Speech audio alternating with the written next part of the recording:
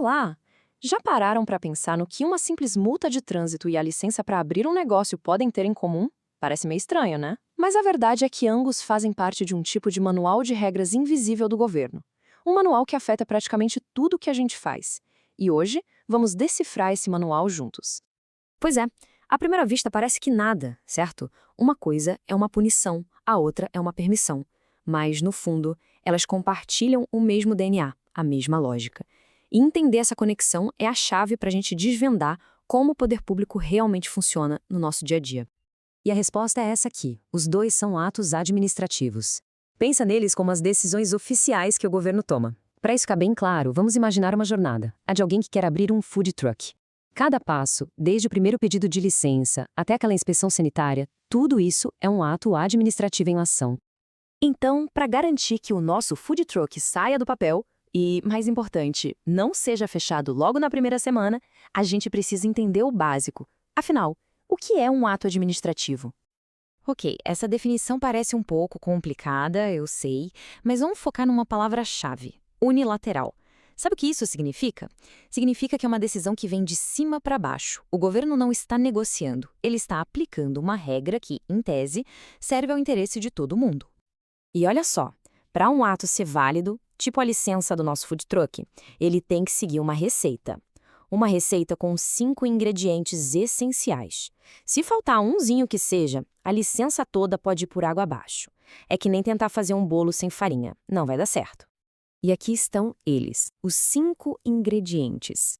Pensa nisso como um checklist para garantir a decisão do governo é justa e legal, sabe? Primeiro, a competência. A pessoa certa está tomando a decisão. Segundo, a finalidade. Essa decisão busca o bem comum. Cada um desses pontos é uma trava de segurança do sistema. Vamos começar pela competência. Isso quer dizer, de forma bem simples, que a decisão tem que vir da autoridade certa. O agente de trânsito não pode dar uma licença sanitária, por exemplo.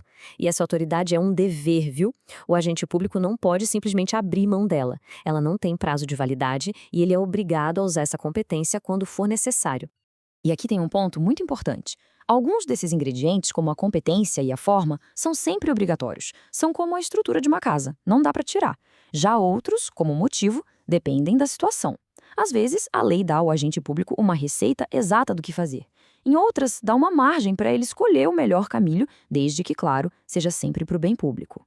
Bom, vamos lá. O nosso food truck passou por toda a burocracia, a licença foi emitida com todos os ingredientes certinhos e agora? Agora, aquele simples pedaço de papel ganha o que a gente pode chamar de superpoderes. São características bem especiais que dão força e validade para as decisões do governo.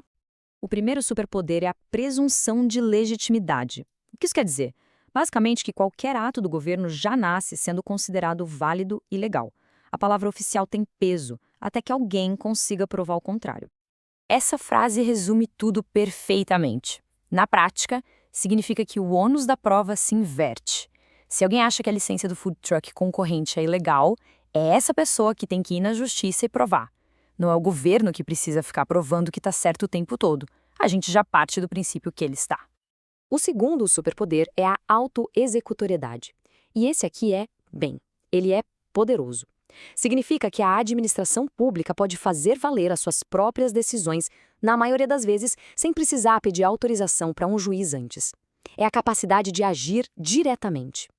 E isso se divide em duas partes. Primeiro, a autoridade pode exigir que nosso food truck cumpra uma regra, tipo consertar um vazamento de gás. Isso é a exigibilidade. Agora, se o dono não obedecer e a situação for grave, a autoridade pode partir para a ação direta e executar a decisão na hora, como interditar o food truck para proteger a saúde das pessoas. Isso é a executoriedade. E, finalmente, o terceiro superpoder, a imperatividade. É a capacidade que o governo tem de criar regras e obrigações para as pessoas, quer elas concordem ou não. As condições da licença do nosso food truck, por exemplo, onde ele pode estacionar ou até que horas pode funcionar, são impostas, não são negociadas. É assim que o governo organiza a vida em sociedade. Mas e se o governo errar a receita? E se um ato for injusto ou até mesmo ilegal? Calma, esses superpoderes não são um cheque em branco. O sistema tem os seus próprios mecanismos para corrigir erros e garantir que ninguém, nem mesmo o Estado, está acima da lei.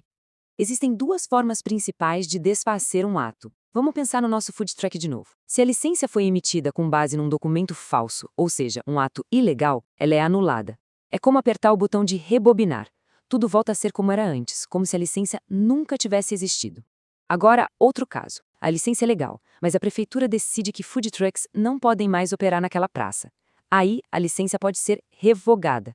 O que aconteceu no passado continua valendo, mas dali para frente a permissão acaba. Agora que essas regras do jogo estão mais claras, é só olhar ao redor. Da placa de pare na esquina até a construção daquele prédio novo no bairro, tudo isso são atos administrativos. Eles são como o sistema operacional da nossa sociedade. E a pergunta que fica é: esse sistema está funcionando como deveria? O manual de regras do governo está por toda parte, e entender como ele funciona é o primeiro passo para garantir que ele seja justo para todo mundo.